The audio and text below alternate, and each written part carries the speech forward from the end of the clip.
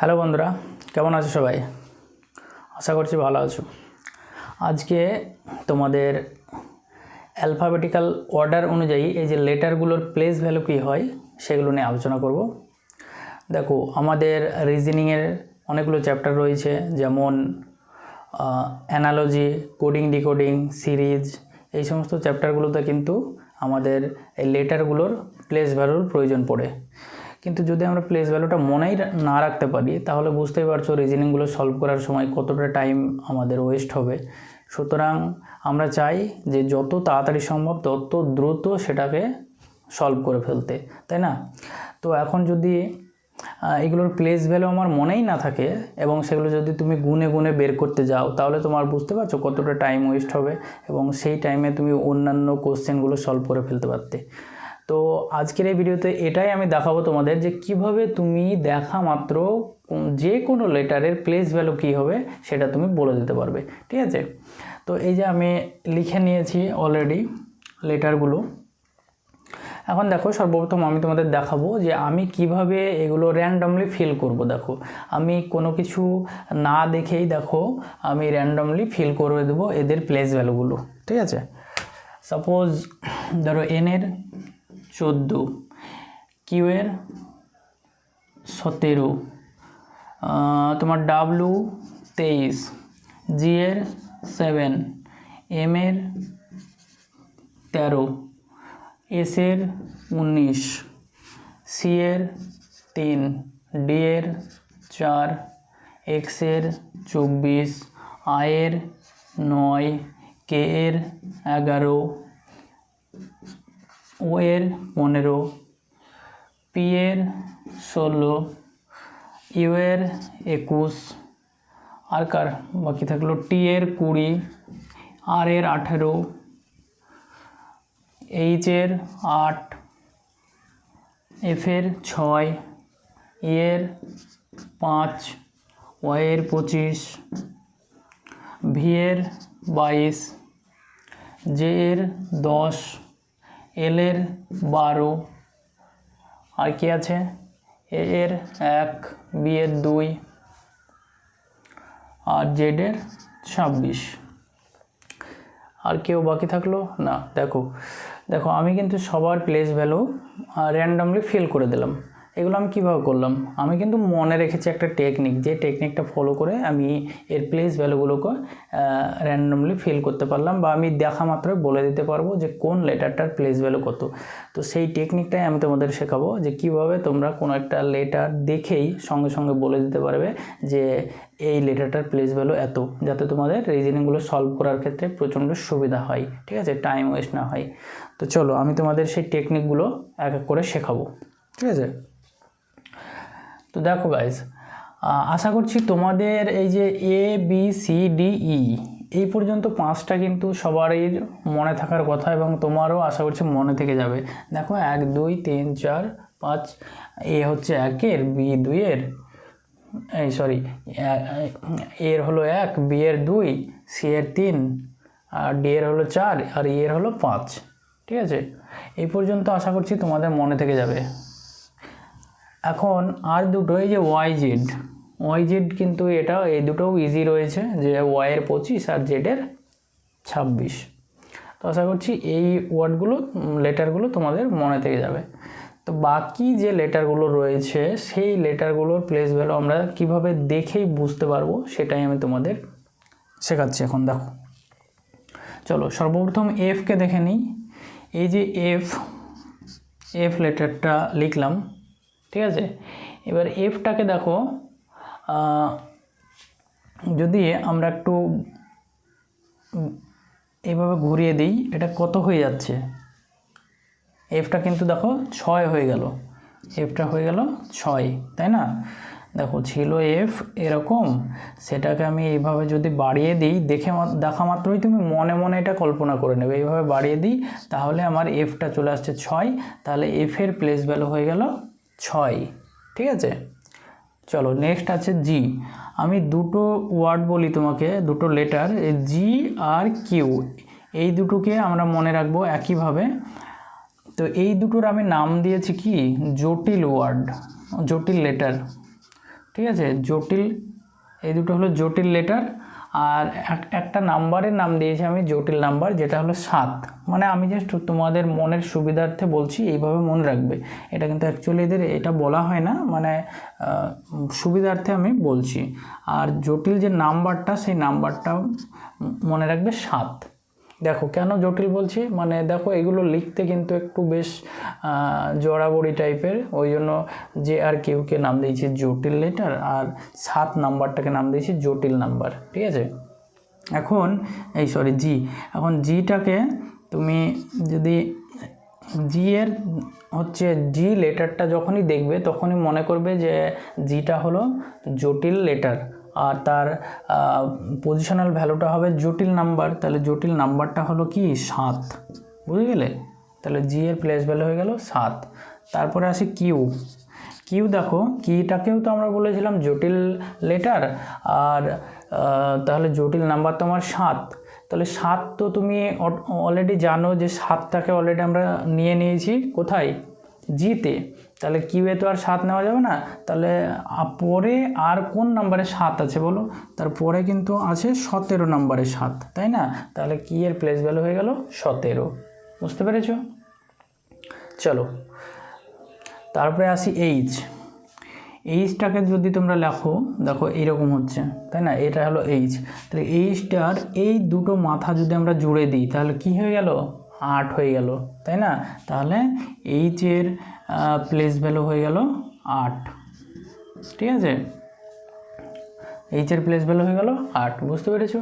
এখন আই দেখো আই লেটারটা তো এরকম। এখন আইকে কিন্তু আমরা অনেক সময় এইভাবেই আমরা লিখি, 9-এর মতো করে আইকে লিখি কি না বলো?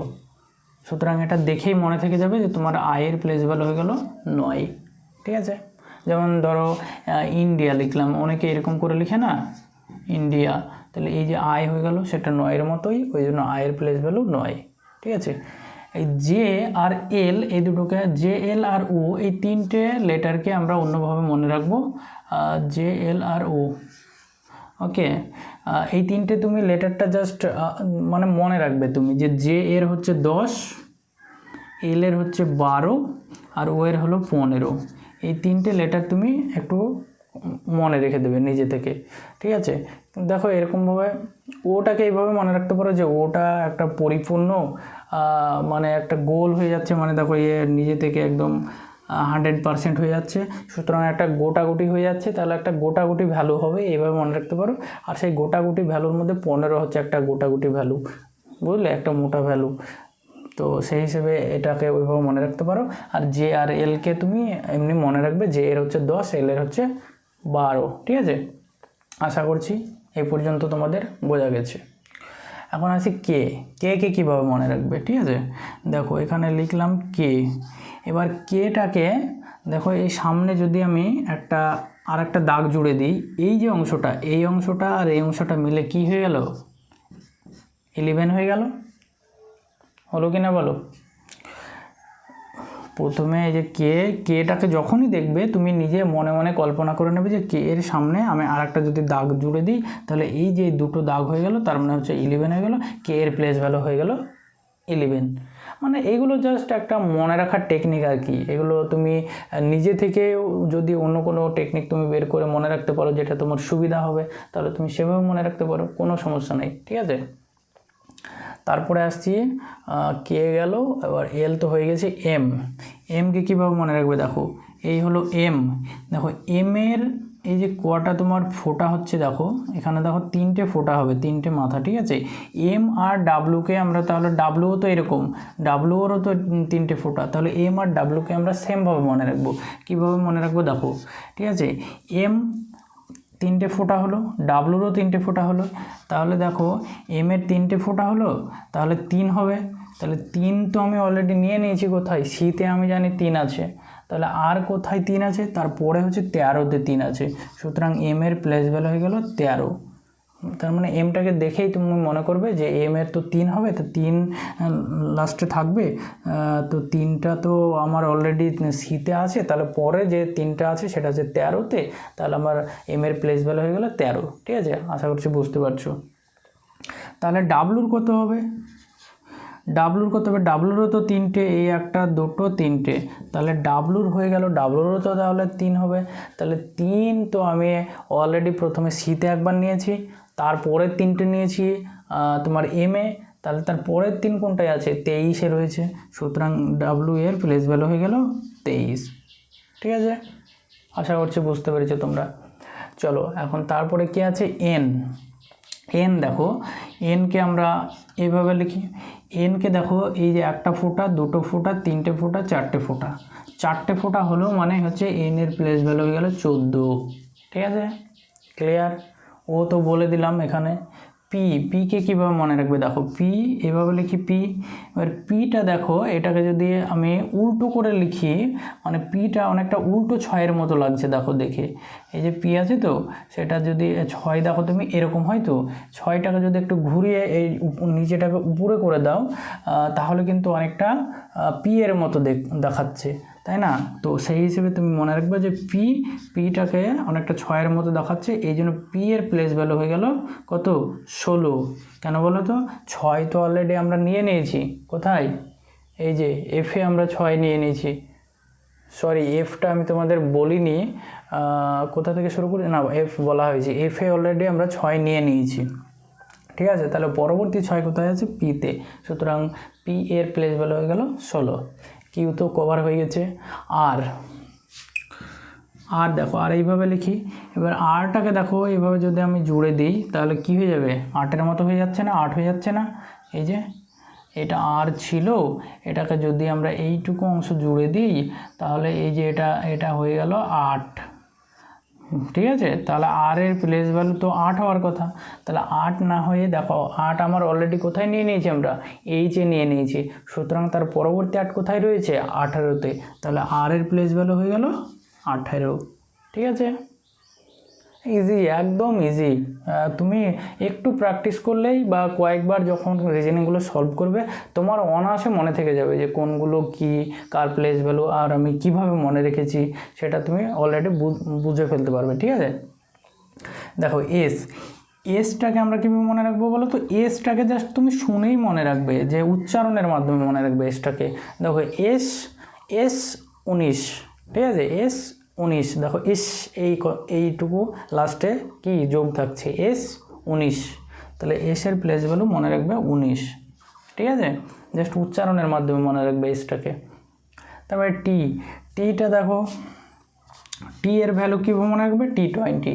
তোমরা সবাই ক্রিকেট দেখো, T20 ক্রিকেট, সুতরাং টি এর প্লেস ভ্যালু হলো 20। এটা একদম ইজি, T20 ক্রিকেট, টি এর প্লেস ভ্যালু 20। ওকে, ইউ দেখো, ইউ এটা তো ইউ বড় হাতের। এখন তুমি মনে মনে ইউটাকে ছোট হাতের কিভাবে লেখো সেটা ভাববে। ছোট হাতের ইউ লেখার সময় কি, এখানে আমরা একটা ডানটা বার করে দিই, হ্যাঁ কি না? এই যে নিচের দিকে এখানে একটা ছোট্ট করে ডানটা বের করে দিই। এই ছোট্ট ডানটা যে বের করে দিই, এটা একটা ডানটা বের করি, ওই জন্য এর প্লেস ভ্যালু আমি লিখে দেবো 21। ঠিক আছে, মনে মনে ভেবে নেবে কিন্তু এটা। ইউটাকে এইভাবে লিখি, আমি যে লজিকটা মনে রেখেছিলাম সেটা হচ্ছে ইউ এর ছোট হাতের ইউ যখন লিখি তখন ওই নিচে যে একটু ডানটা বের করে দিই, সেই ডানটাটুকুকে ভেবেই আমি ওর প্লেস ভ্যালু জানি 21, মানে 1 হবে, ওই জন্য 21। ঠিক আছে, তারপরে ভি দেখো,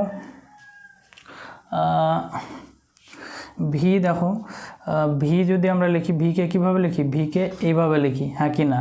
তাহলে ভি এর মনে রাখবে, দেখো এইভাবে, এই যে একটা বাহু, দুটো বাহু, ভি এর কটা বাহু হলো? দুটো বাহু হলো।